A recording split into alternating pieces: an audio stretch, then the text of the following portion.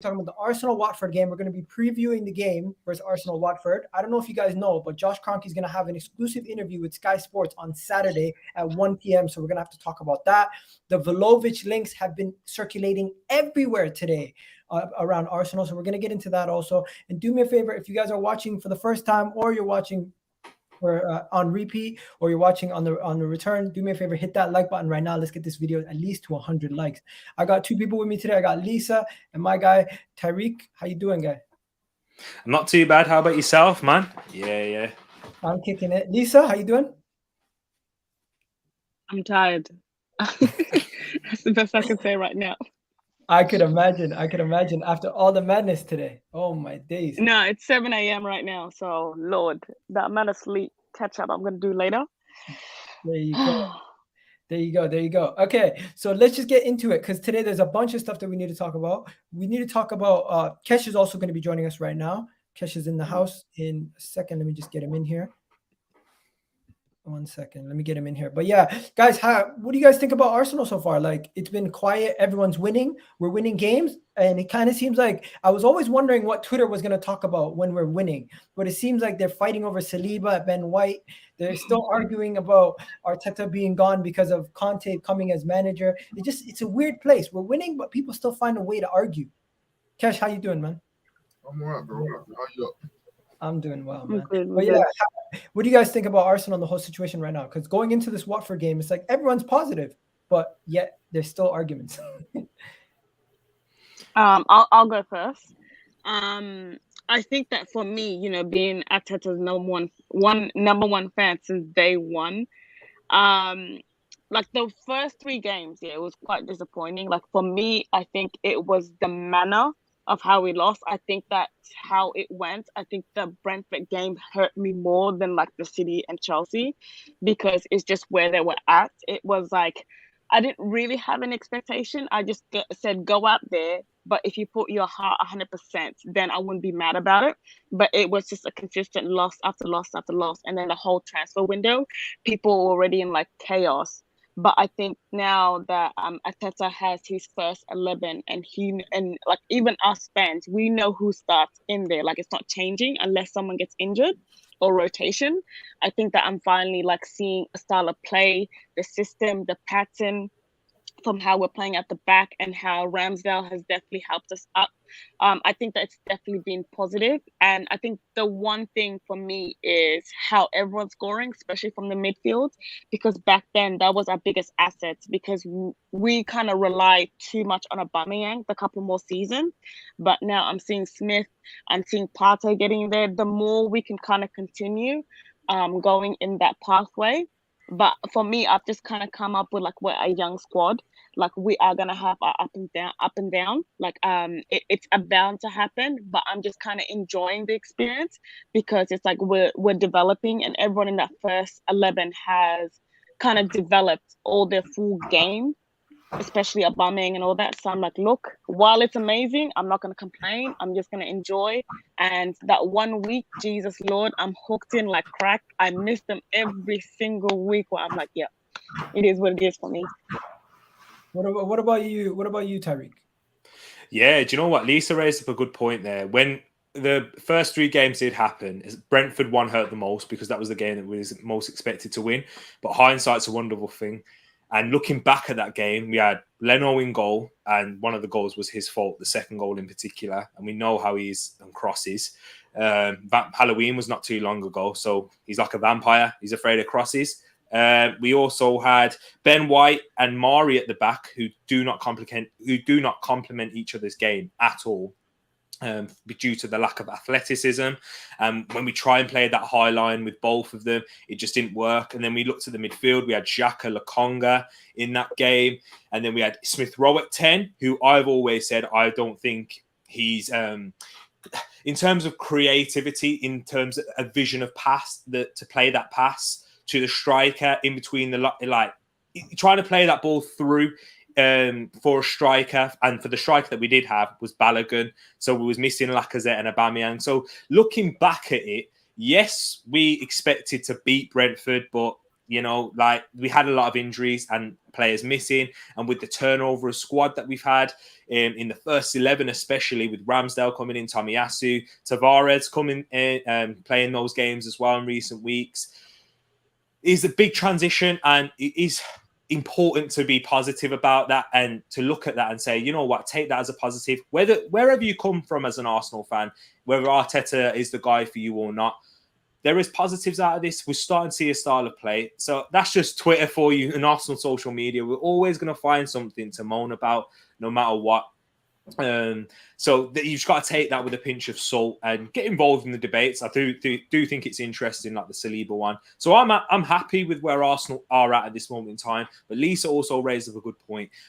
We are going to be inconsistent. We do need to predict that, because if we was going to win the games that we're meant to win, we'd be in the top 4. That would mean that we're a top 4 team, because the Premier League, we've seen Liverpool drop points against teams that they're expected to win, Manchester City. And if we was to win those games, and if we're going to be out here criticising Arsenal and Arteta for not doing that, we have to take it into context throughout a period, not through game by game, because then if we do that as fans, we're going to be on this emotional roller coaster. So let's take it. Let's keep this going. Let's see how long we can keep this good run of form, these wins. But yeah, let's be mindful and expect consistency to drop, and it's going to be all over the place because of the young squad that we have. There you go. And Kesh, how you doing, Kesh? It's been a while, man. I know, I've been busy, bro. Last time we spoke, I think it was transfer window, and you're saying give it 10 games, don't panic. Yeah, you know what? Since the Man City game, when I said I'll give 10 games, because I believe that we've got the right foundations there in terms of players with good technical ability, players that knows how to do the basics and won't really put each other in trouble, because we tend to do a lot of that last season. And so far, so good. Like, yeah, I know we drew against Crystal Palace and against Brighton. The Brighton one, I do feel Mikel could have probably been a bit more forward-thinking and changed it within the first 20 minutes. We probably could have got a result if we done something different, but we didn't. The Palace game, we ended up drawing, but I do feel both goals came from just us gifting them. It's not like they was outplaying us or anything like that. So there has been a lot of positives there from what we've seen. And I feel the biggest plus this season has been Mikel actually knowing who his starting 11 is. Because if you look at the back 4 last season, there was so much chop and changing. Like, we didn't have a consistent back 4. And how are you meant to build a solid spine if you're constantly changing? Now you're seeing that, and we're reaping the rewards from it. And yes, as Lisa said, this team is very inexperienced. Like, if you look at the average age and everything, we could actually put these lot out for the under 23s. Barring Lacazette and Aubameyang, we could actually do that. You know what I mean? So give it time. Hopefully, we'll see the squad kind of like blend together, and then whatever more missing pieces that we can add to it over January and the next summer transfer window, I do feel this squad will come a long way. There you go. Aslan, how you doing, man? Aslan, you there? Evening, everyone. Yeah, I'm well, man. Hope you're good. Hope everyone's well. Big up everyone in the chat. There you go. So I was just going to start off by going into the press conference. Honestly, there's not much to draw from the press conference, guys. There was a couple talking points. He spoke about Smith Rowe's improvements and how Smith Rowe has really progressed this season. He spoke about Kieran Tierney and Granit Xhaka's fitness levels and how Kieran Tierney will be back. And we have kind of a selection issue. Do we go Tavares? Do we go Tierney? And then besides that, there wasn't really any other talking points. He spoke about Aaron Ramsdale's possibilities being England number 1. He also spoke about Antonio Conte's arrival to Tottenham. I don't know why they're asking him, but they asked him, and he was very smart and political with his answer. He never addressed Antonio Conte's name. He never mentioned Antonio Conte's name. He spoke about top managers in the league, bigging up how many top managers are in the league. And when speaking about Antonio Conte, he said Spurs chose to give another person the job, and mention how good of a manager Antonio Conte is without actually addressing his name. So that was some of the talking points from there. He also spoke about Eddie Howe to Newcastle and the caliber of level of management in the Premier League. So any talking points from there that you guys want to pick up on when it comes to caliber of manager in the Premier League, when it comes to Smith Rowe's performances, and when it comes to overall Tavares and his levels, or Kieran Tierney now that he's back? Which one are we going to go with? So those are the three things that I took from the interview for his press conference. But yeah, where do you guys want to begin? I would personally want to say, let's start with Kieran Tierney and work our way to management. Kieran Tierney, for everyone here, is it Tavares or is it Tierney for you? Because for me, it's now a selection issue. Who do we start going forward? There's no But selection. I think, oh, no, go for it. For me, there's no selection issue. It's plain obvious. Go for you. We need this squad to be managed on form, not just based off history, what a player's done in the past or whatever, because that doesn't mean anything, you know? And I don't like this criticism that a lot of our fans are now starting to jump on a new toy in Tavares and say, oh yeah, he should be the definite starter. No. If Tavares goes out of form and Tierney comes in and performs, Tierney keeps him, likewise, vice versa. But he's been out through injury and everything, so you continue with the guy that's actually putting in the good performance. And let's be honest, Tierney hasn't actually started the season well. He's had a bit of fitness issue and everything, so go with the guy that's actually giving you the performance. So you're going with Tavares or Tierney? Tavares. Okay. What about you, Tyreek? For me, I think it makes the fixture itself makes it easier for me to pick Tavares because of the form that he's been in. He's been excellent, providing what he's given us going forward. The fact he's able to cut inside and use his right foot adds a different threat to that left-hand side. He's been linking up with ESR quite well.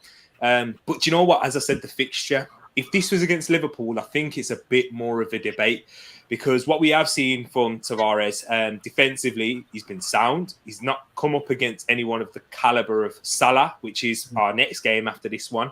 So if Tavares keeps up his form and has a good game against Watford and Kieran Tierney returns back fit, then I think there's a real talking point in this one. Because the fixture against Watford, we're going to have to see how he performs. He's going to come up against an elite winger. Well, not an elite winger, not like to the levels of Salah, but Ismail Assar. He'll be coming up against him. So it'll be interesting to see how he performs there. So I think that will give us more of a understanding of Tavares defensively because we know how good he is going forward. We've seen that even in pre-season. So, yeah, for me, I'd pick Tavares for this game. See how he copes with the likes of Ismail Assar as Watford will be counter-attacking against us. So, yeah. Okay, so what about yourself, Lisa? No, for me, this is where I think both you guys said when there's like a new shiny toy, we tend to focus on it. If you legit go back from last season, when Tony got injured, we were just struggling. We started crying on Twitter. It was like, oh my God, we have no one to replace him. It's like we legit had to change the whole system. But this is what I'm saying. We legit have someone that's kind of like Tony. It might not be the same level, but he can at least give you 20 to 25% of what Tony offers when he goes forward. For me, my thing is it's on merit, it's on competition. We haven't had that for so long. If someone's not performing to that level, that's when they get comfortable to the point they know there's not someone there to challenge them what they need. And it was quite evident. For example, Leno. There was after Oscar Martinez left, no one was coming for him. No one's going to check for him. He knows he's going to start in week out. It's not really going to improve their game. Even if they stuff up, they're not going to play next week. So for me, it's about merit. And even if Tony is injured, let's not rush him back.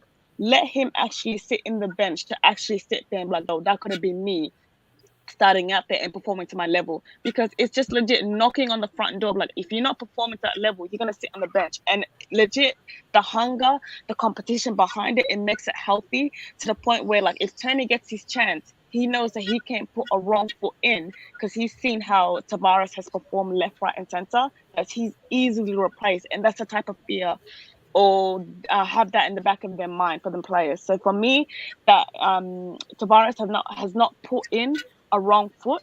But as I said, if they're if there's another Premier League team that Tavares knows it's not his game, he can't perform, or Arteta wants to tweak the system, he knows that Tony is there because he's Mr. Reliable and he can give you 110%. But as I said, his everything is in form and he can get the best out of it with a bit of healthy competition. Okay, I'm just gonna, since Aslan and Sahal have spoken about this recently on my channel, I'm gonna go to the caliber of manager. What do you guys think about what Arteta was saying when he's speaking about the caliber of manager in the Premier League, talking about Klopp, Pep, now Antonio Conte, and just how there's so many top managers in the league now. Go ahead, Aslan. Aslan, you there? Woo! Aslan. Yeah. Sorry, my bad. Igal, can you repeat that again, please? The caliber of manager in the Premier League. Arteta, when he was asked about the caliber of manager in the Premier League, he was saying it's incredible how many good managers there are. And he even mentioned managers like Neil Warnock having so much experience in the past being in the Premier League. David Moyes currently still being in the Premier League. He didn't really mention Pep and Klopp and everything, but obviously he implied that there's so many other top managers at the top clubs. Yeah, I mean, of course. I mean, look. Does this concern you? What, with the addition Conte coming into Tottenham? Just in general, having with all the top level caliber quality managers in the league in comparison to. I mean, yeah, I mean, look, just for the overall brand of the Premier League, I think it's good for any football fan, really, because it's common knowledge that the Premier League is the best league in the world, and if we as football fans, forget our allegiances, put that aside, we all want to see top players, but at the same time, we want to see top managers. And, currently we have, Pep at City, Klopp at Liverpool, Tuchel at Chelsea. And now with the addition of Conte, he's another manager who's got an amazing CV. Like he's a serial winner at the end of the day. He's a manager with real pedigree. And look, him coming to Tottenham, yes, look, we obviously know of their history as Arsenal fans, because we have that North London rivalry. But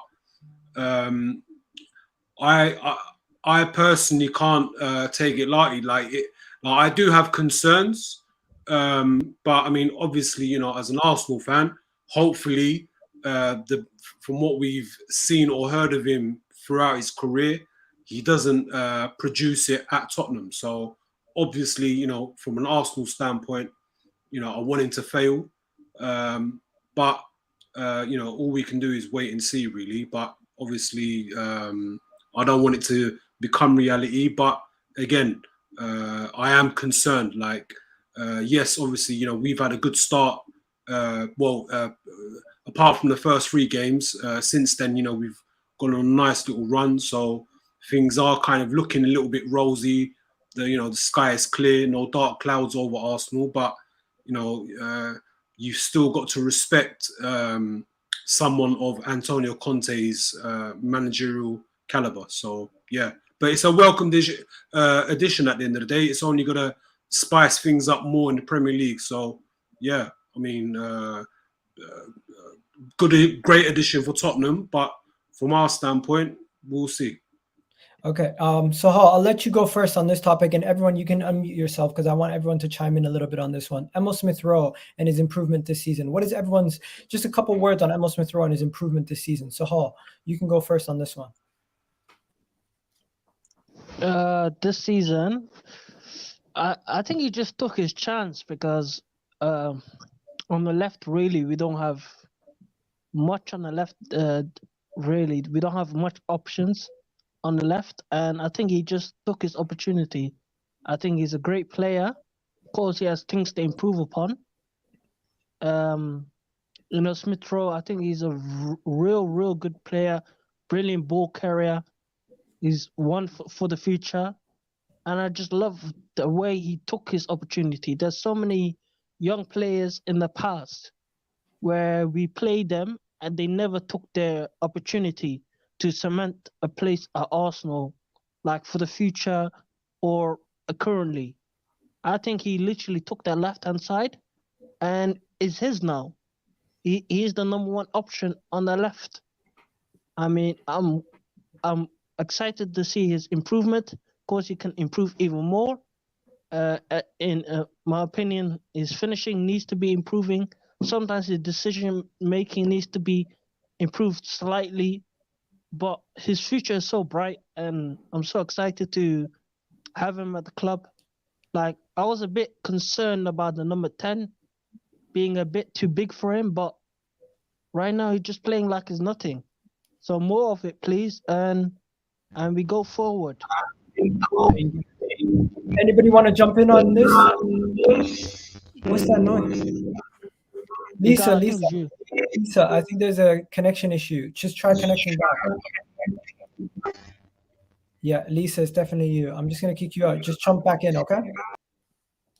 Tyreek, you wanna go? Yeah, definitely. This is the improvement of Smith Rowe is definitely his end product, and that's what we need to see. The finishing, the fact he's got 2 goals in in the last 2 games is a big factor for Smith Rowe, because what we saw when he came in, linking up that one-touch play, Sahal raised it brilliantly. What we can see from him, the way he carries that ball, is a different element into the Arsenal attack, and that's what I want to see, because it gives that. It's kind of similar to what Saka brings on that right-hand side. And somebody to carry the ball is important in transition. And that's why we have grabbed a couple of our goals through the counter-attack. So it's massive to see that. But the fact that he's now finishing the chances, I remember against Brentford when he carried the ball through the middle there and he had a shot and David Raya saved it. That was a big opportunity there. And I think it was the game was like 1-0 at that point, if I'm right. So that's the big improvement, because what we needed is goals from midfield and from those wide positions. This is why Pepe has been getting a lot of minutes, in my opinion, because we don't have too many goal scorers. But now that Smith Rowe can do that, I'm hoping the same for Saka. Smith Rowe is leading the way in terms of that. And his finishing still does need improving, and we need to see it on a consistent basis. But I'm happy to see that development. And that is just showing that under this manager, they are developing and he's improving the players. So you've got to give credit where credit's due there. And Smith Rowe, loving that. And his ceiling's only getting higher and higher. There you go. Kesh, you were going to say something? Listen, all this from the form and the results, everything he's doing on the pitch, it goes back to what I said earlier before the season kicked off. I said, if you've watched ESR from when he played in the youth team, he is not your traditional number 10. He's not going to be putting down chances on the plate by playing these balls through behind the defense for Batman to run through. That's not his game. If you watched him in the youth team, you see his best, qualities came when he's coming off the left. He can be one of those goal-scoring left wingers that come inside, manipulates the space, and use it to his advantage. That's what he does best. A lot of Arsenal fans was getting on his back saying, he doesn't assist and all that. You don't necessarily need him to assist. If you got the right players behind him, he can be the threat that gets you goals. And that's what we need most right now. And I do agree with everything that everyone else is saying, that his finishing does need to improve. But what young player immediately becomes this great goal scorer without even having a full senior season under his belt? He's never had a full senior season on his belt. So what, you can't just expect him to just kick on and be a senior pro. This is going to be his first season where he's going to get 30 something plus games under his belt. And I tell you what, it will do him the world of good. And over the next 18 months, you will see a different player. I promise you. Yeah. I like that. Anyway, Lisa, you wanted to add something? Yeah, sorry about the internet issues. I think it's an Australian thing, not my problem. No, my one, I think my biggest thing that I genuinely love is we're kind of so focusing on how he has developed. We're not really focusing on too much of how Saka's kind of hasn't really been consistent and how he kind of came and kind of made a name for himself. We're kind of seeing the improvements, not only on Smith, but other players. It's like, even like we're legit giving Saka time to have those moments, not to have his best games, where last season he kind of carried everything from a couple of months where he was scoring, he was assisting.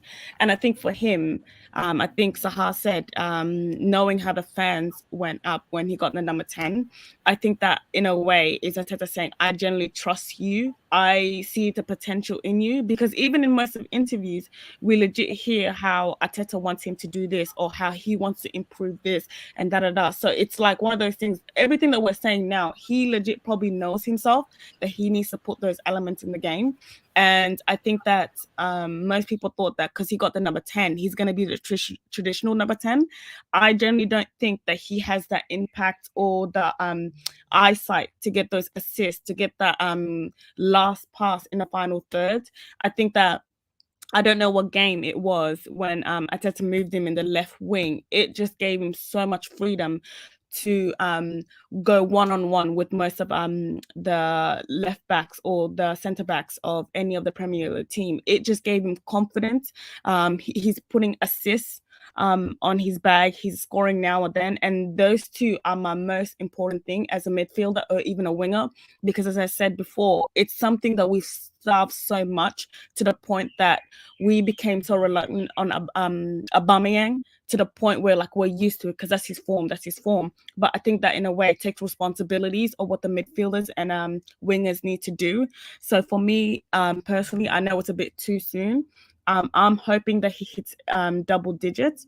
And another thing that I think most of us haven't really talked about, it kind of gives pathway to the academy kids that they can generally make it if they put hard work and belief in themselves. Because look at Saka, how he entered their season last season. Look at Smith. It's just one of those things where it's like, if you're going to do the time, if you have the talent, I'm here to develop you. If you get your chance, take it. And if you have something in you, then you'll definitely be in sitting in the bench or eventually having your moment in the first 11.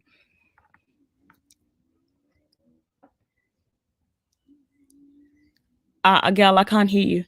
Aslan and Sahal, do you want to keep it moving to the Watford game? Because we can talk about more about ESR in a bit, okay? And then, okay, because I wanted to get started with the Watford game. Guys, let's be honest. Everyone here should be predicting a win now. Hopefully, after all those games, it should be a win. This should be easy. I'm not going to say easy, but it should just be a win. We shouldn't be worried about Watford the same way we were going into Burnley, going into Brighton, going in after the Man City game. We should have a level of confidence going into this game. Being 9 games unbeaten, going into this 10th game, we should have a little bit of confidence. Do you guys agree? Am I wrong? Or anyone still pessimistic going into this game?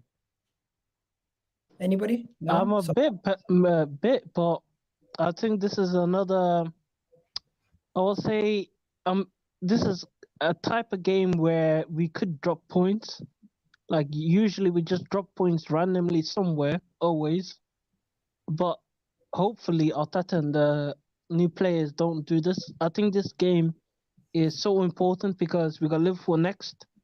I don't think we can actually afford to drop points against Watford because we got a tough run coming up after the international break. Some tough games as well. And this is one of our easier games. No offense to Watford and the fans, but we should be winning this game. We are at home, right? So I think we should, this is a must win. We should win. And I think I'm going to predict a 2-0 win. I think we should win this game. But this is another kind of game where Arsenal of the past could come back to haunt us, where we always drop points randomly against teams that are not inferior. So that's where Arteta needs to prove me wrong and the fans wrong, where he can win these kind of games. The last game of before the international break as well. So it's a big game, man. Anybody share Sahal's worries or concerns, or because I'm very confident going into this game. I think we're going to go and we're going to do what we have to do to win this game and keep a clean sheet. I'm not going to say we're going to smack them 5-4-0, but we're going to win 2-0, keep the clean sheet, and try to get ourselves above the goal difference because we're currently -1. I just want to see us with a +1 going into the international break. But I think my only concern is I think the pattern of how we played for most of the games is the first half an hour we're like questioning to the point that we're waiting for the. Is that me? Did you say something? It's me. It's me. There's fireworks in it. Bonfire night. Oh, I okay. thought it was an Australian thing again, but yeah, no. My thing was, if we're having that pressure to the point that it's a ruthless attack left, right, and center, and we're gonna score pretty quick, I want to try, or I want to see a long period of time, not just half an hour, to kind of put that pressure and press for like a good 50 to 60 minutes. So it's not consistent, because if other teams pick up that we can only press them for like a good half an hour, what they can do is they can just legit defend in a low block to the point where it's like we haven't had those situations. So fitness level wise, pressure wise, these are the little things that I want to see to Arteta or the team in general. And I want, as you said, Miguel, a healthy goal line where Aubameyang gets on the sheet again, Smith gets on the sheet again. It's just one of those little things where I'm so confident in the first 11 that I can get the job done. It's like, yes, I'm kind of sorted, even the defense in the midfield. But now it's like, okay, how can you control the midfield when things don't go in your way? How can you do those little things? Because I said we've moved on from me having confidence at winning the game, but it's like the manner that you finish the game off is where I'm kind of focusing too much on. Okay. So what were you going to say, Tyreek, before the bonfire night? Yeah, trust me. I don't know. I think it's fireworks. You don't know I where was I'm wondering from. why there's fireworks. I'm like, you don't know. Holidays, the 5th of November. Yeah, it might be fireworks. You don't know where I'm from. It could be gunshots. I seen drums outside my door. I was like, what the hell's going on? There was yeah, I know what you mean, man. Continue. Yeah, I don't get the celebration. But anyways, do you know what? I do have a bit of pessimism coming into this game. I do think that because once again, it's that consistency. If we're meant to win every game that we're supposed to, that's top 4-4.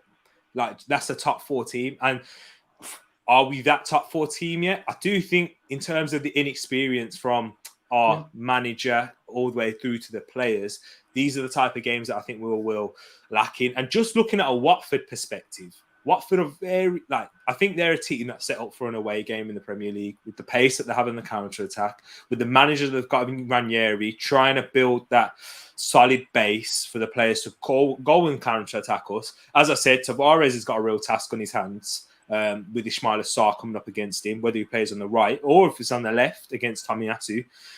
We saw in games like Brighton, when he came up against a really dynamic wing back, and Crystal Palace, where they didn't even have Zaha in that game. So it will be an issue.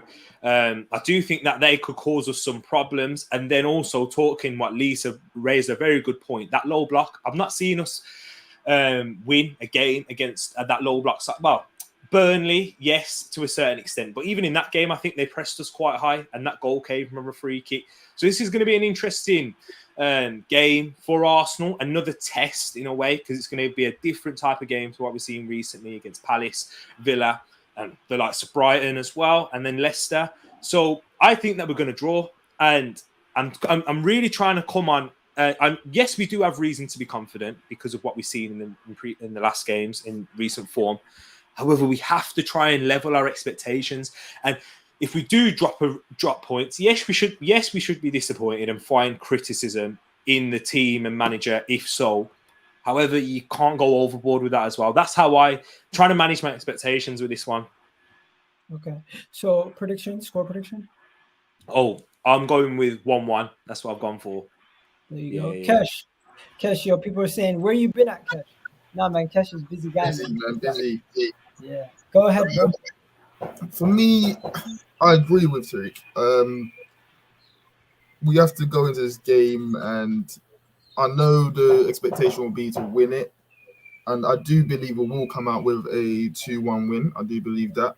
But we have to be cautious, because what can tend to happen is we get too overconfident and feel that we're just flying high and not actually do the basics. So we just need to start the game well, do the basics, and I'm sure we'll get over the line. But if we go into this game with that attitude of we're this new Arsenal, new and improved, we will get found out. So obviously the lineup will have a lot to do with it as well. They will play in a low block. It's Ranieri. We see the way he used to set up at Leicester, and they'll try to hit us on the counter. So we've got to be wary of that. And we have seen when we played against Brighton, the partnership between Partey and Lokonga, it wasn't the greatest when it came to filling in the spaces and filling in the gap just in front of the defense. So we need to get that on point to a T. But I do feel we will win 2-1 tomorrow. There you go. Aslan. Yo, Kesh, it's a Call of Duty outside. What's going on? No, he's Mr. Popular. Mr. Popular right there with the gunshot. There you go. Aslan, what you said? Yeah, look, my expectation is for us to win. Do I believe it will happen? I've got my doubts still. I mean, look, obviously, we're on a 9-game winning streak, or sorry, unbeaten run in both, the league and the League Cup. Watford, they have been a bit of a bogey team in the past for us. There's never been like a consistent domination over them. Every other game, it either goes for us or against us. But I mean, with their current form this season, look, they've got 3 wins under their belt, and 2 of them have been away from their ground. So it could get sticky. But look, from what I've seen in this mini run that we've got, there's a bit of confidence in the team. And now I feel that the players with the new additions that we made from the summer, look, there's a bit of rhythm in the team now, and everyone understands. He's getting to know each other's game and understand who they are as pro footballers. So yeah, look, for me, at the end of the day, like, we just need to make sure we turn up sharp, focused, and when we attack their final third, we just got to be clinical. With 2 of our most 2 games that kind of stand out for me are our home performances against the scum up the road and against Villa at home. So I want to see that type of intensity from the first whistle, and I want us to put out a convincing performance for longer, say, than a first half. Like, obviously, we can't dominate the game for the full 90, but I just want to see us dominate as much as we can in that game. But yeah, for me, it's just taking our chances when we do get them and just be clinical and not waste them, basically. But yeah, for me, I'd say I'm going with a 3-1 to Arsenal. There you go. And then we got Jonathan joined also. Jonathan, what are you going with? What's up, bro? For me, it's important that we keep cheap in this match. Based on the fact, what is very important is the selection. I've been seeing like a concerned person speaking about Watford playing low black and such, but if the team is consistent with the which I believe the 2 previous, that put up, I believe that's the thing that we're supposed to. And it doesn't matter of 2, I guess, quote unquote midfield players in it. If the team is playing on a kind level, we should break down the team if they're not that good. Well, I don't believe is that. So I don't see where is a scare is. I mean, they basically have maybe 1 and 2 players that are dangerous, and I understand. All right. Yo, Jonathan, the connection is bad. Thanks for coming on, bro, but I just can't have you on with the connection like this. I can barely hear you. It's cutting out every 2 seconds, but thanks for coming on, bro. All right, bro. No worries, bro. Next time, hopefully. Karen, I sent you the link. The link is in the chat if you want to jump on. Anyways, did Azan, you gave yours. Sahal, you gave yours. Lisa, did you give your prediction? For me, I think that I'm going for 2-0 again, because as I said, the pattern that we've been playing is pressure and then second half defend for our lives. And I think this is the first time of being an Arsenal fan for so long that I'm generally so confident in the defense and the goalkeeper. So I know for a fact that they'll get the job done if the midfield come out and support also. But I think the main thing that we've all said, let's not kind of jump into it, because us as fans, when everything looks good, expectations tend to grow, and then we get what? You cut out. Hello? Yeah, are you guys still there? Like, what's going on? Yeah, we're still here. Yeah, he's cut Yeah, out I'm for here, us man. as well. Okay. So we're gonna get some more people on in a second. Lisa, your audio is cutting in and out. But yeah, everyone agrees with this lineup? Yeah. Yeah, I guess. Yeah. Exactly Cool. that. Yeah. Because I don't think there's a different lineup that we could play. We're going to go with the same lineup that won over the past 2 games, the same lineup that gave us the good performance versus Villa, and the same lineup that gave us the performance the week before that. And we just we try to keep it going. We try to keep it rolling. Lacazette and Aubameyang are working well together. Smith Rowe has been firing from that left wing spot. Saka has not looked as good, but I'm hopeful that he can get back into form. He did get an assist last game. I'll take it, even though it's from a corner. But yeah, that's the lineup that we're going to go with. And just before we move on, we got a couple people who wanted to join in. Sean's in the house. Sean, what's going on? Yeah, good. What's your plan for the game, Sean? Tomorrow is a big game for us against Watford, and we need to defend and get 3 points. There you go. And what do you think the score is going to be, Sean? Oh, love this guy. 3-0. Come on, I hope you're right, Sean. I hope you're right. Yeah, you come in with a lot more optimism than me. Man. There you go, Sean. Have a good one. Big up to Sean, man. Everyone, big up, Sean, man. Big up, Sean. We got a Facebook guy coming in, but he disconnected. Lisa's back also. And then just before we move on, people in the chat, let us know your predictions. We got Jonathan here who said 3-0. We have somebody else here who said 3-0. Kato, he said 3-0. We got someone here saying 5-0, right? Wow. I like hey, Gal, do you have much info about the opposition team? Like, do they have a fully fit team squad?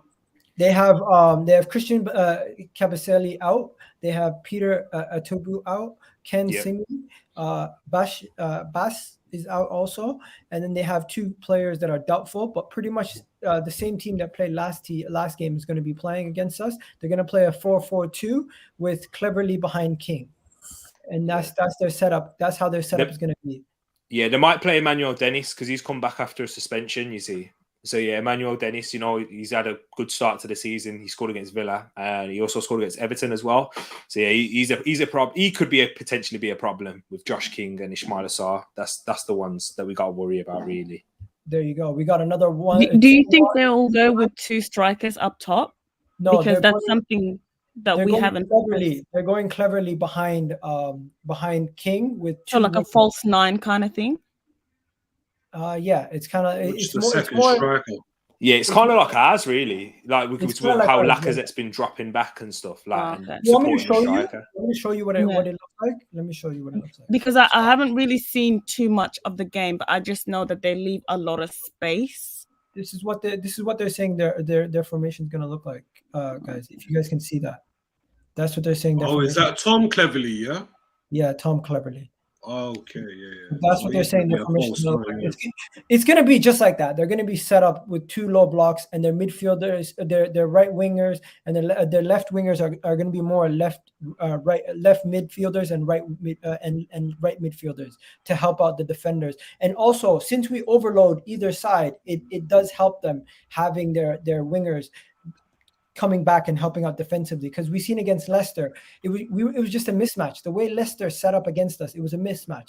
We had too many people in their attacking third. They didn't have enough help on either wing to defend. Once they set up with more wingers, they had people to help on the defensive end. They're setting up with a better setup to face us than Leicester were, actually, because Leicester were kind of playing into our hands, giving us so much space in the left and the right flank. Yeah, that was like Villa though, wasn't it? As Villa, how they set up as well, and they had to change it for the exact same reason. Yeah, so I'm very hopeful going into this game. And a lot of people in the comment section are also. Whoa, my guy said 2-2. That came out of nowhere. 4-1 Arsenal. But yeah, enough about that. Let's get into some of the juicy stuff. There's been some crazy stories. But first things first, obviously you guys heard the big story about Arsenal going for a striker. Arsenal were linked to Vlahovic today. Now, if you guys don't know who Vlahovic is, he's a striker who's currently playing his services in the Serie A. He plays for Fiorentina, and this guy is a guy he bags goals for fun, and he's very young too. He's not an old man. This is another one of those young strikers that we're trying to get after. He's gonna put up numbers, in my opinion, if we go for him. But what are you guys saying? I want to know. Genuine question. Do you guys know much about him? Guys in the comments, let me know what you guys know about him, because if you want to know more, we've done videos on him in the past. He's 21 years old, right? He's already got 8 goals in 11 games in the Serie A this season. I've told you guys last season he was a revelation, scoring 21 goals in the Serie A.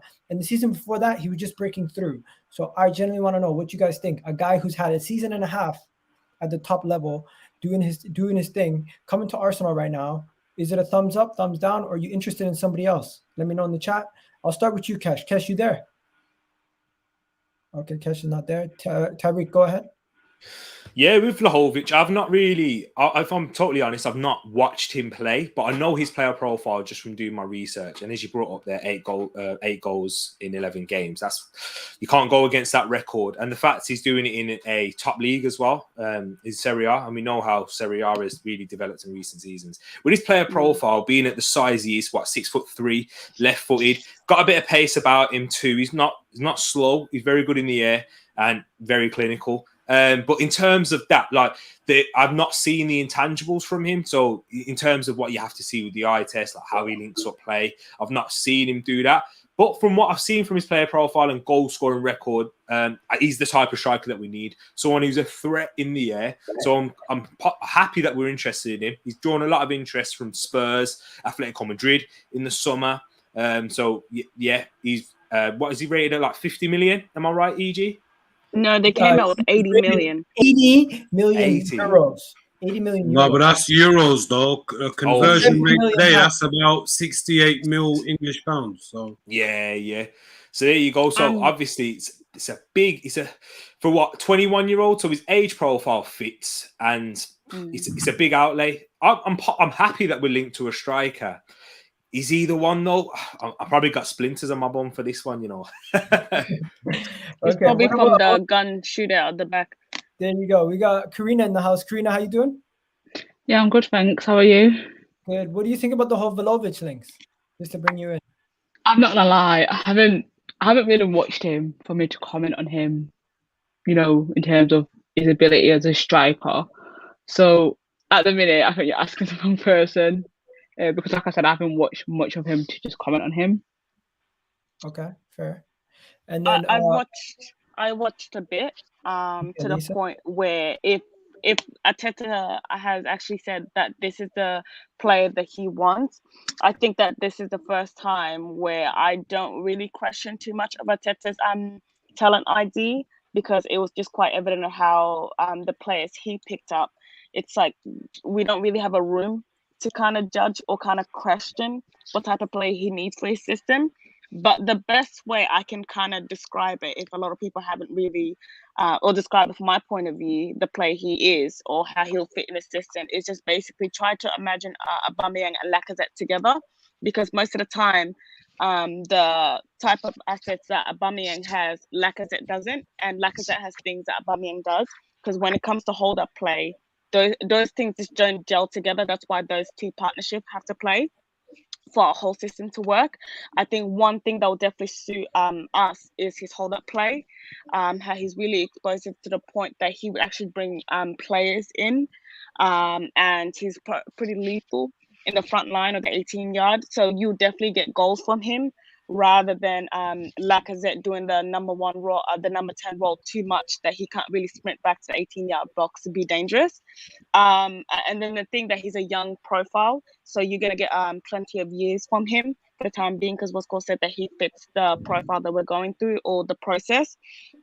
Another thing is, because with that 60 mil, for me, I wouldn't jump too much unless that's the type of person that you need, because the only thing I can really think about is if you're spending that much in January, that means, look, cold-heartedly, my plans, from my point of view, you're going for that top 4. There isn't really a room to kind of fail, Like that's like the owners are trusting me enough to give me more money in January. So it's just one of those things. Would you pay that type of, like, I think Aslan said, like 60 something million UK? I might be wrong, so please correct me. He only has 18 months. Pardon? It's closer to 70, but yeah. So if you say closer to 70 range, would you, like, smart, like, kind of level thinking wise, would you spend that type of amount knowing that he's only 18 months into his contract, knowing that he's going to be free? It's just one of those things. Are you willing to take a gamble? This is basically saying, like, this is your striker, who you're going to go with. That Lacazette is definitely leaving. He's going to replace him. So you're not going to go out the market next summer to go buy a striker, because you're definitely confident in who you bought in. So for me, it's like, if he ticks the boxes and everything you need, then okay, I'm not going to put my hands up, because as I said, the sum of how we scouted the players, they have to fit the system. If that's who you want, the owners is backing you, then I'm putting my hands up for it. There you go. Anybody have concerns about Vlahovic and saying that they wouldn't take him? Because I've heard the concerns about Syria having to adjust, and also the fact that his contract is coming up in 18 months. And it's like, people are like, why are we going to spend that money in January? Personally, if we do get Vlahovic in January, it is a very ambitious move, in the sense that we're solving a problem for the future now, and we're trying to push for a place in the Champions League now. That's what I would look at it as.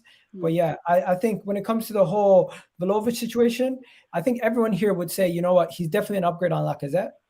Yeah. In the long term. I think that he will give you a whole 90-minute rather than like every 60-minute that we have to take Lacazette out, because it's kind of, yeah. And sorry for one of the concern, I think that people would say like the Premier League or CR is like different. He needs time to adjust. Like for me, that the way that Aubameyang has been on, like he's scoring goals. He's scoring goals, his hold-up play, like all round is kind of developed or improved so much, knowing that you're going to get someone that I think that he's just going to come in and hold up play to kind of adjust to the system. I don't think so Arteta is going to tell him to do too much. It's just one of those things, like hold up the play, bring everyone together, try to drag the defense out and make space. Like just those little simple things until he gets confident. And one of those things, when he gains confidence, I feel like we don't have those match winners for ourselves, because we're generally such a young squad. If he builds confidence in himself, like I think the type of player he is, the type of profile, he's definitely going to start scoring goals for us, and it's going to in a way take pressure off Aubameyang if he's having an off day. Sorry, I haven't slept all day, so God forgive me. Yeah. So it's just one of those things where I'm like, look, it's ambitious, and as I said, if that's the player you generally want, that for me as a fan, it's saying, look, we're going for the top 4, and it's just one of those things where top 4 is wide open. If we get him and a midfielder, then I'm like, look, from what you're telling me, that's the expectation you're giving me, and I'm gonna go with it. Lisa or anyone else, and EG, let me know, and anyone in the comments as well, because this is important for me, because this is what Lacazette really brings. Is not just the hold of play, it's the speed of play, that one touch. Yeah. You let me know, because I haven't seen him. Is Vlahovic good at that? Does he link it up? Does he play one touch? Is he good at, like, in transition, keeping the ball moving? For me, for what I've seen, as I said, it's legit an upgrade from Lacazette. Those things that you talk about, he has it in a bag. But as I said, the most of the worry that people have is a transition from the league that he's in and the Premier League. Because the Premier League, they're not going to give you a minute to kind of settle in. It's fast-paced. You're going to be closed down. It's one of those challenges that it's like, is he going to take a bit of time? Like, how long is he going to take? But I'm just kind of being so confident in Arteta's team of how he developed players. But it's one of those things, is he willing to kind of speed up? Because the way that the owners is throwing that type of cash in January, we can afford for him to take that time to kind of develop and kind of get into the rhythm. Because as I said, it's just saying, look, top 4 is our objective. We're buying you to kind of finish the piece. and we need to kind of get you as soon as possible, get that missing piece that we need to kind of start scoring. So it's just one of the things. He definitely has it in the bag, 110% for what I've seen, but it's just how long is he going to adjust? From what I've seen, bro, Yeah. I'm not gonna lie to you. He plays very much like Dominic Calvert-Lewin. A lot of his goals that I've seen have been in the box, in that 16-yard box area, getting the ball crossed into him, getting the ball received from across from a teammate, and he's heading it in or scoring. Yeah, he's like 6'3" for his age. How tall is he? He looks quite tall. 6'4". Close Yeah. to 6'3". Yeah, 6'3". 6'4". 6'4". Yeah, Igal, something. can Yeah. I just add A something? lot of his goals are one touch in the box, cross, one touch, cross header, cross rebound. I'm just rewatching. I'm literally watching highlights as we're speaking. Well, I mean, the football. Wait, 1 second. There's one play here where he receives the ball from a cross from the left back into his chest it down from outside the box, curves it over the goalkeeper, and scores from outside the box. Like, he does have a lot. He's a bad boy striker, man. Yeah, Here's and I think another possession. The ball came into his teammate from the left back position. I mean, pass it to his left winger. The left winger cut it back to him. One touch across the goalkeeper. Third chance here. They head it down to him. He boots it straight into the back of the net. And then there's another possession here where he receives the ball under control in the box, fakes it once, fakes it twice, and then just dinks it over everybody for the finish. Igal, can I just add something? Basically, I don't disagree with us needing a striker. I said that we needed a striker as well to replace Laka and an improvement on Oba for Arteta's system. But this January, I would say it's probably not the best idea to buy a striker because we got Lacazette and because we got like so many strikers at the club right now, like Bellingham, like Ekatia. Okay, they have not been performing or contributing in goals, but you need to look this in a building of a squad way. In a squad, are you gonna keep players around doing absolutely nothing? No, it's probably not a good idea to do that. For me, I think January, if we have any money whatsoever, I think the best idea to do is spend that on the midfield. And if we have any extra money, we should buy a left winger where we don't have to play Smith Rowe game in, game out, and we have that replacement in case he gets injured or he gets burned out or whatever. I don't want Smith Rowe to get burned out, so we need something different in the left side, and we need that midfield because this season, what we've been saying a lot, me personally, is that midfield battle we've been losing a lot, and I think we need a more experienced midfield because Lokonga, I know, is a young, good talent, and I'm not doubting his talent, but for me, I think I need someone that's better than Granit Xhaka and better than Anelny. We need maybe one or two players because I think Granit Xhaka ain't good enough, and I don't think Anelny's good enough. So I need at least two midfielders, one true DM, and one that can just play there maybe as a 6 or 8, right? In January, we need players to come in the midfield area. We need to solve one issue first. I think Arsenal, we've been doing this a lot, right? Where we fix one area and we leave the other area completely like dead. What we need to do is build the squad properly. Yes, Arteta has done a good job. I give him credit. He has got our back 5. Now's the time to fix our midfield issues. Fix the midfield Arteta in January, and then let's worry about the striker this summer. Okay, we might miss out top 4, but let's be honest, right? The owner's goal is not to get top 4 this summer or this season. If it was, we would have spent about 300, 400 million. That's not his goal. The goal is to get Europa League football. So I think the goal is to get as high as possible, realistically. No, I think the goal is to get Europa League. I don't think the goal is, if the goal was top 4, we would have spent way more money. So the goal we spent the most money in the world. But I think we still would have spent even more if the goal was top 4 because we needed to spend money. We needed to spend money. It's not like we didn't. We needed to spend that money. let's not get So- too caught up. Let's not get too caught up on everything else, right? Yeah. We could be here all day talking about the midfield and everything else. We're gonna probably be on it all summer, Yeah. until summer talking about that. So let's just get back to the main topic. Vlahovic, Kesh, Yeah. you still around? No, Kesh is not around. EG, let me just say something quickly. Yeah, I'm not going to spend too long on this, don't worry. But like, just to add on Sahal's point, I do totally agree with you that we need a centre midfielder. That is the priority right now.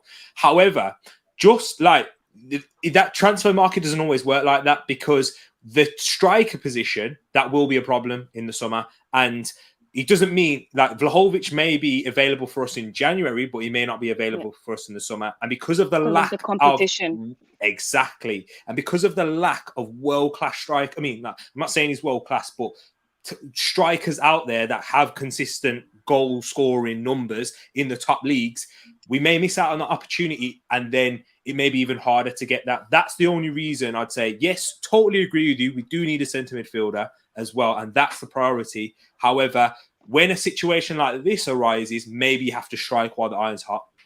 And can I just add into your point, just 2 points quickly? I think the type of strikers that most people, the top teams or even people in like Champions League, are looking for, it's all-rounded players, all-rounded strikers. Sorry, they can't have any limits or anything like that, because they can't afford to. And if he's the caliber of player that you need for your system, then, as I said, the competition is going to be a lot higher. Then he has more offers. So it's one of those things. If we're not in Champions League, then it's one of those things. They're not really going to choose us. And coming to Sahal's point, if you see from the summer, we wanted to spend more, but we had to sell first to make room for players to come in. So if we're already looking for a striker, then it's quite evident that they're going to go and replace Lacazette, because Lacazette, he's either going to get sold in January to get a bit of funds, or he's going to leave out on a free. So it's one of those things that we want to cut that cycle of letting our players having that choice to go out for free. It's either you sign the contract or you leave in January. There's no if or buts anymore. It's like that's the only two choices you're going to get. If you don't want to be about it, then I'm going to sell you. And that's the ruthlessness that I need from the owners to do. And another thing is, I from my gut, my own feeling, I think that we are going to go for a midfielder also, because we don't know. We don't know if Shaq is going to be back in January. And you said that the one thing that we're lacking is the experience and how to control the ball. That was legit Shaq's game. If it was quite evident how we keep losing possession or just kind of lose our mind because that we're a young squad. If you have someone that's experienced, if you lose the ball, they'll do those little tackles, those little stupid fouls, get a yellow card, or kind of just dead the game for a couple seconds so we can breathe in. So, but we don't know when Shaq is actually going to come back, if he's going to come back with his form the way he did in Europe or whatever. So we can't rely on Xhaka. Knowing that Partey is going to leave, knowing that Pepe is going to leave, knowing that Aubameyang is going to leave, these are situations that we generally have to think about. And I think that Anelli is going to leave too, because there are reports that his agent came out saying that he likes to play. I forgot the team's, the club's team that he wanted to play for, because his agent came out and said it. But it's like those things are ripple effect that I can see. The club are not really going to go and look out for different players if they haven't set a plan themselves and who they want to bring in. And I feel like those conversations have already started because it's those links that are coming out. So we just kind of have to sit back and trust the Arteta or the owners to do the job, because there are a lot of things that are legit against us, even though that we were playing once a week, because our main 4 starters in our first 11, they're leaving. So it's like, what are you going to do now? Okay, I just want to quickly move away from this topic and go on to this topic. Have you guys heard of this? Do you know what this is? Yeah. This is an interview that will be happening on the weekend. Josh Kroenke and Sky Sports host have sat down for an interview. It has already happened. It will be airing on Sunday at 1 o'clock, just before kickoff at 2. So on Sky Sports, this will be happening. And Josh Kroenke will be discussing the Super League. He'll be discussing the investment in the summer, the future investment for the club, the possible takeover, and why they didn't sell the club, and just trying to build a relationship with the fans, as he said he would be trying to do. So thoughts on Josh Kroenke's interview? What do you guys think of this? Do you think this is just PR from the club? Do you generally think they're trying to connect with the fans? What do you take from this? I'll start with Aslan 1 second, and then I'll go to you, Karan. Aslan? Yeah, I mean, just by going from that picture, he's probably going to come out and promote his new beard oil line. You know, and men's grooming. You know, I don't know. Yeah, cheeky little 20% off. You know, I mean, for me, like, it's a little too late. I mean, when was the last time we heard from him? It was briefly from, you know, the rise and fall of the European Super League news breaking out, and before that, it was just before we bought Pepe. So, I mean, I understand, obviously, you know, Stan Kroenke, his father, is a different man to who he is, and you know, Josh is obviously, you know, taking like he's took the role, more of a hands-on approach. Like, he's the guy who's actually in charge and, you know, guiding Arsenal. But I don't know, man. I mean, look, until I actually see or hear the actual interview, I can't really say much. But to be honest, for me, like, I'm not really expecting anything, you know, for me to feel confident in the direction that he wants to take our club. Yeah, I mean, look, I don't know, man. I just got to wait until Sunday when it's aired, and then pass my judgment, mate. So we'll see. There you go. Karina, you go ahead. No, what I was going to say was, this interview is so pointless because he's no, seriously, because what he's going to do is give answers to what the fans want to hear.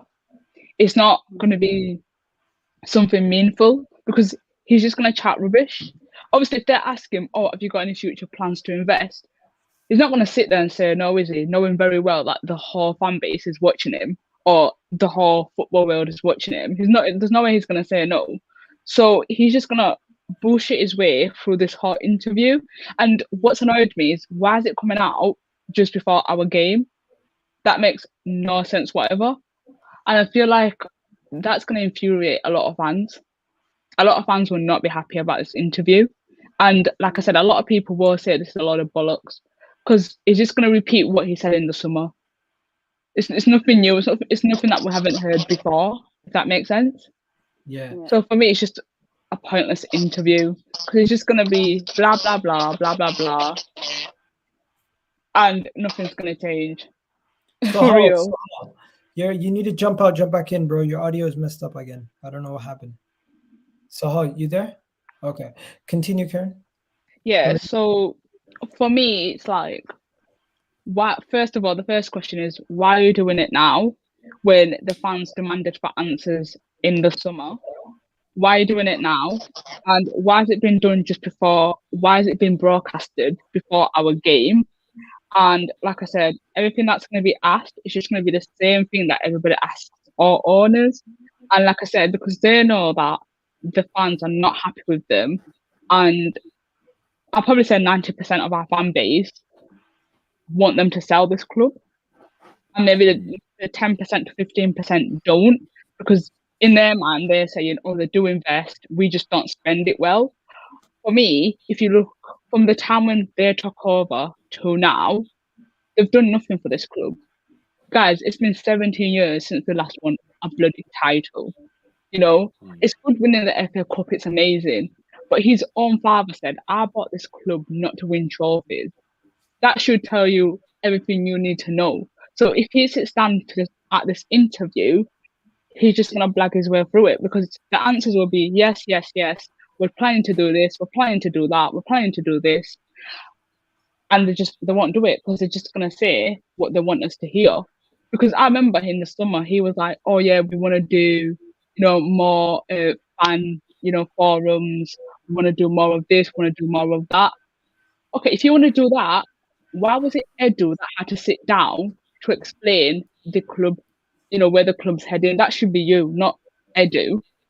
Edu should be the one bringing in players, but you need to be there with him to explain, yeah, this is what we're planning to do. This is what we're doing to support him and Arteta.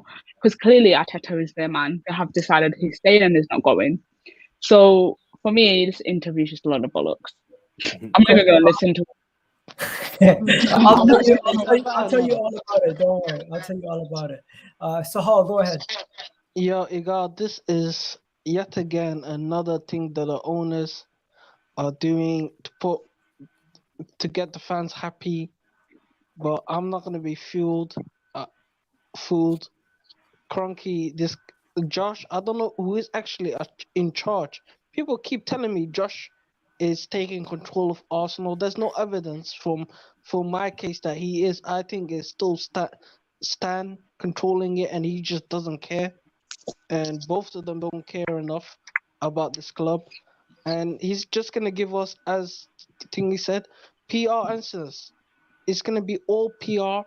So we're not gonna sell the club. We're not gonna join a Super League again. We're gonna invest the club. We care about this club. We're gonna try and win trophies. We've all heard this before with the Kroenkes. I don't trust these guys. I want them to sell. I want them to leave. Hopefully they got some issues in America, the court case. Hopefully they get fined $1 billion so they can leave us, because had enough of That is the amount that they're getting sued. Yeah, I know. 10 years of not winning a trophy. You guys been in charge. You had plenty of chance to change things around, and they haven't changed anything, in my opinion. 10 years of a averageness, like it's not above averageness. We can't give it that. And I just had enough of these guys and all these promises they're gonna be telling us. We all know it's just all talk and no walk. So I had enough of these guys, and hopefully one day I'll be alive when they sell the club and we can celebrate them being gone out of this club. Okay. Thank you, Lisa, for coming on. Appreciate it. Thank you, Kareem. Thank you, Sahal. I'm just gonna take you guys out for now because I'm gonna be wrapping up the video. Appreciate you guys for coming on. Thank you, Lisa, for staying up. Yeah. Big up Kareem. Big up Sahal. Azlan, you already spoke on this, but I'll keep you in for a bit. Kesh, what do you think about Josh's interview? And Tariq, you can go just before Kesh. Say that again? No, because we were talking about Josh's interview on Saturday. Did you hear about it? Yeah, I heard it. For me, obviously you can't really tell anything by it, but it's either one thing or the other. Like, we've been asking for better communication. It seems like he's on board with what we want, and he's giving us the time of the day. So you can't then go and say, "Oh, it's pointless of him saying this, that." Give the guy a chance in it. I know it's not much, but so far they've backed us this summer. The defense looks better. Hopefully they continue. What we don't want now is for them to stop, because then you're just going to go stagnant again, and there's no point. And then everything that you've done previously becomes irrelevant. So hopefully they continue to do what they're doing over January and summer. And then if we do see the evidence of that, then we can say, all right, cool. It's a new leaf. He's changed. He's putting in more effort. And that's all we ask for. There you go. What about yourself, Tariq? Yeah, do you know what? For me, what Kareem was saying, it is pretty pointless, this interview, because it's a lose-lose situation. And for me, like I don't trust the Kroenkes. I don't trust Josh. And yes, Kesh is right that they have invested and they have and they have backed the manager and they have backed Edu as well in terms of the recruitment. But in terms of this interview, whether he does it or not, if he doesn't do it, the fans are going to go, what, like, oh, we don't hear from Josh. We don't even hear from the Kroenkes. And they're going to use that stick to beat him with. And now he's going to speak. And then they're going to go, oh, yeah, he's just feeding us PR again.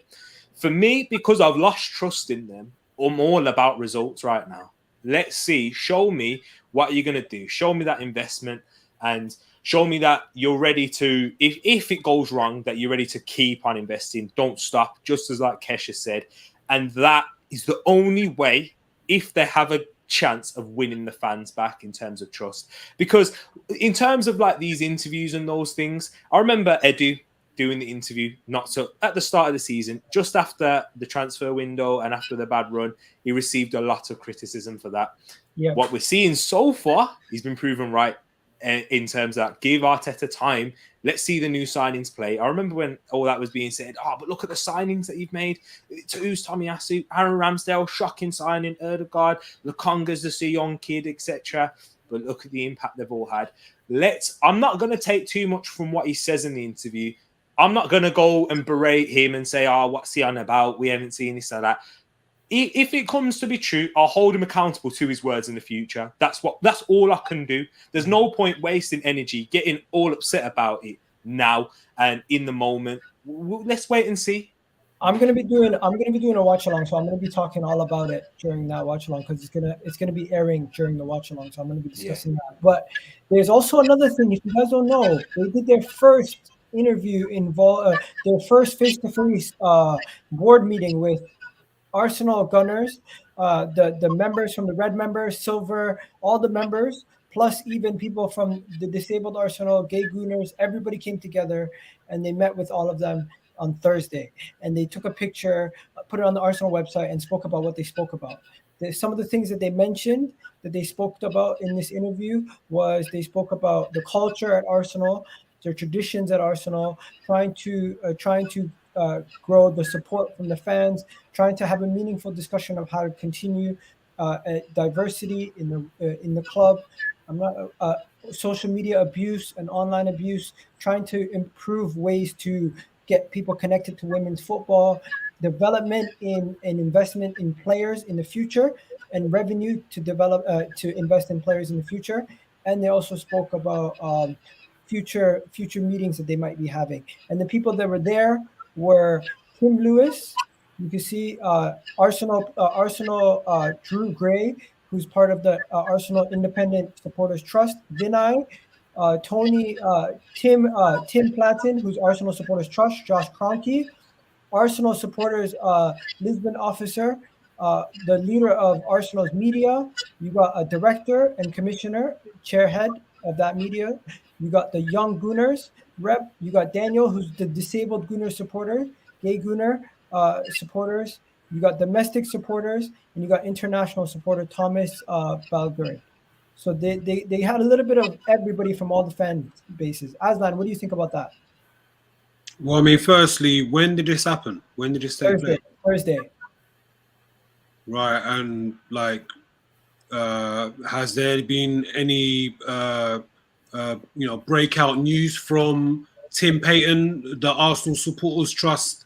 Isn't he the head guy? I haven't checked his Twitter. Do you want me to check his Twitter to see if he said anything? Because I found out about this through the Arsenal website. I didn't find out about it. All due respect, you girl, unless we actually know what took place, what were the conversations, what were the topics that were spoken about? What's the point on speaking about this? I mean, yes, this is the first time this has happened from the back of, when the club came out and done damage control. Is this the first time they've actually officially sat down and spoken to each other? Okay, just to let you know, he did do an article on it, and he said that the Arsenal Supporter Trust and Arsenal are very disappointed in plans and supporters engagement. So I don't know what you take from that. So the meeting was a failure. It depends what you see as a failure. We have someone in the room talking about. Well, everyone in that picture is smiling.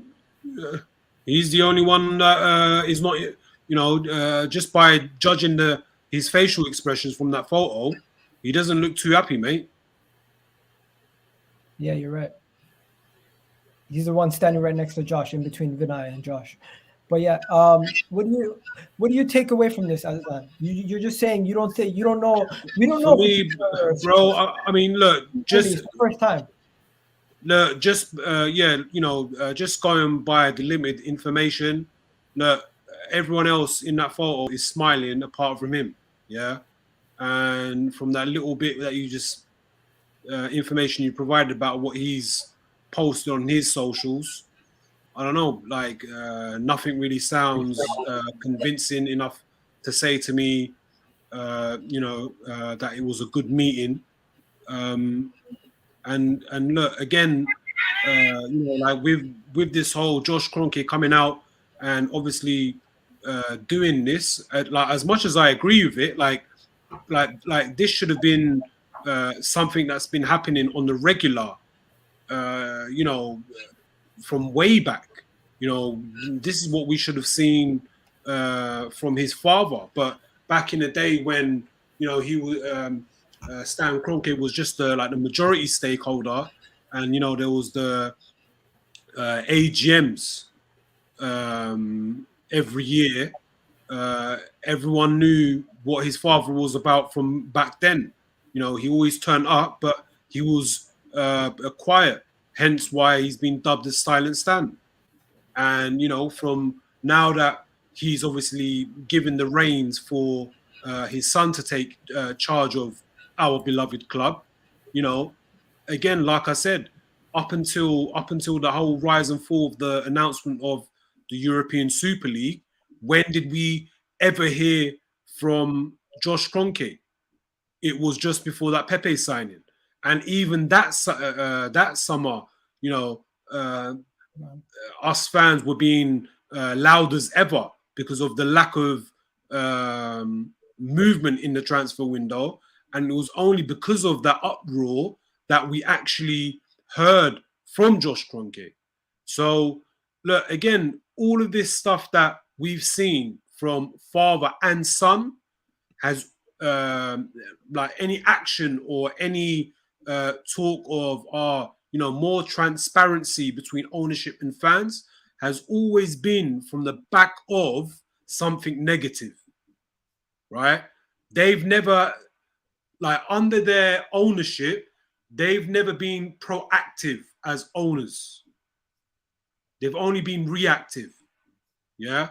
Now, again, I don't know, I would love to have been a fly on that wall at that moment in time, along with all the, Arsenal supporters and, the board members, directors, and, that model, the beard model. But look, for me, again, like this ownership, bro, is not going to pull wool over my eyes. I've never got tricked, and I will not allow them to hoodwink me into believing that, they're the next best big thing in terms of where they want to take us, what their direction is, this new approach. For me, talk is cheap, bro. I want to see action. Yeah. So look, obviously in the summer, they've released the funds. We brought in 6 new additions. We spent the most in the league, or the most in the world, at what you said. But at the end of the day, this needs to continue. Yeah. And look, obviously, if we carry on with this form into Christmas or into the new year, with the January window opening, I want him to, back Arteta. Yeah, because if we keep this form, I want nothing more. I want nothing more than obviously Arteta, these group of players, and the ownership to prove me wrong. Aslan, just to let you know, the statement that I put on the screen was from July. His statement that he put out on Thursday is he's happy that there's been a new structure put into Arsenal, and Tim Payton said verbatim, it's happening. And he seems excited that he's getting an opportunity to sit at the table with the board of directors at Arsenal.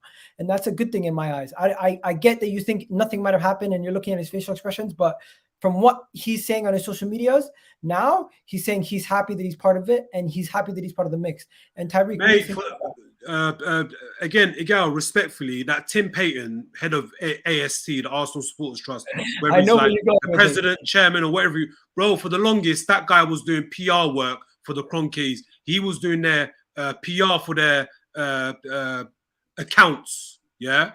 And it's only because of that European Super League, he came out all vocal. Oh, this is unacceptable, rare tear tear, you know, jumping on a bandwagon, riding that wave. Yeah. So obviously now in this situation, he's rubbing shoulders with the owner of our club, Igal. Do you understand? So again, I don't believe a word that he's coming out with either. Yeah. For me, all of these people are distrustworthy. Yeah. I don't believe anything they say.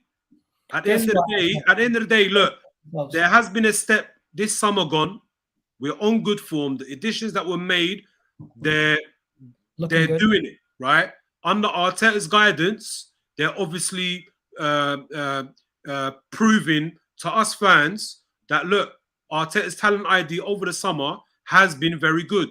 And again, like I said, if we carry on with this form and if we're still up in the mix of that top 4, top 6, when we come into the new year, this Arteta still needs to be backed. So if they do that, that's the second step. And then come summer, that's the third step. So again, I need to see less talk and more action.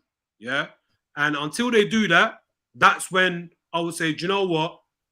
They're actually taking us like this next decade, it's a new direction. Only then would I back off and not come out with saying the things, the harsh words that I've used against this ownership. That's just where I stand. Okay. Let's go. Tyreek, what are you saying? Last words on this whole situation before we keep it moving and we're done up. Do you know what? This is all I want to say is to everyone in the comments, Igal, Aslan, look what pressure can do.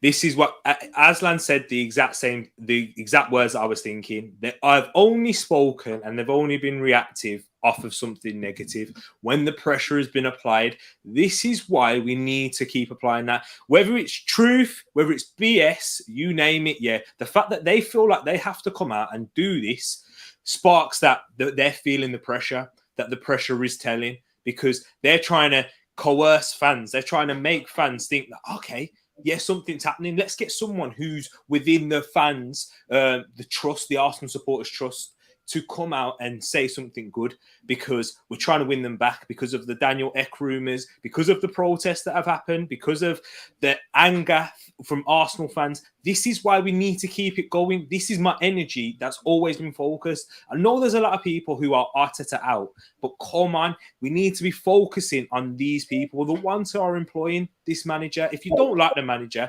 look at this man. Push forward. If you don't like Edu, if you don't like where Arsenal are at, which all Arsenal fans are, let's keep applying that pressure.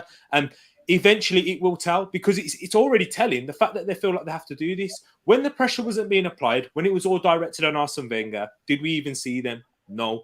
Did they come out? Did they feel like they need to speak? No, because the pressure was taken away from them. And this is what happens. They are humans at the end of the day. Yes, they're billionaires. Yes, we know they don't care. The whole movement, do you remember when we signed Pepe? It was the whole, we care, do you care? And then that's when they felt like they needed to invest. 100%. Not that they made the right decisions, but this is what we need to keep doing. If we're not happy about where Arsenal are at, don't let this PR, as Aslan was saying, don't let the PR make you chill and think, okay, we are going in the right direction. They have to prove. And as he said at the end, I just feel like I'm just reiterating what Aslan was saying. It's all, the proof will be in the pudding. That's where we need to look at. So keep going, Arsenal fans, keep doing it, keep putting that pressure. There you go. This is what pressure does. I was just going to look at it from this perspective. They had to do something to try to build a relationship with the fans. So they're going to do all these things. The only thing they can do for me to build a relationship with me is make this team a winner. If you continuously invest the money that you invested this past summer, and you continuously do what you did this summer to get us back to the top, I will say, you know what? I might have misjudged you. But at this moment, you're not going to fool me. I need to see it consistently. If you show me that you have the ambition, when we're close enough to win a title or when we get into the top 4, you don't ease up and you continue pushing to improve the team, that's when I'm going to be happy. Because the worry that I have is the moment we're back in Champions League, they say, oh, we're good. We don't need to invest anymore. We're back in the Champions League. If that happens, that's when I know we're back to square one. That's what happens at the Glazers, though. That's what happens at Manchester United. Whenever they think they're doing something, they only care about the top 4 because that's where the money's at. They don't care about winning the league. That doesn't give them sustainable success. As long as they're in the Champions League, that's all they care about, and that's what the Kroenkes could care about. We know that's what they want, and that's not what we want as fans. We want to be We want to be winning trophies again. We want to be competing for Premier Leagues. We definitely can with the right investment, the right infrastructure, the right decisions being made. There you go. And you know what? Unfortunately, as a fan base, we don't come together all the time. The one time we came together, we made some change, at least a little bit. Not even that much, but something happened. We got an interview with Josh. We now have this.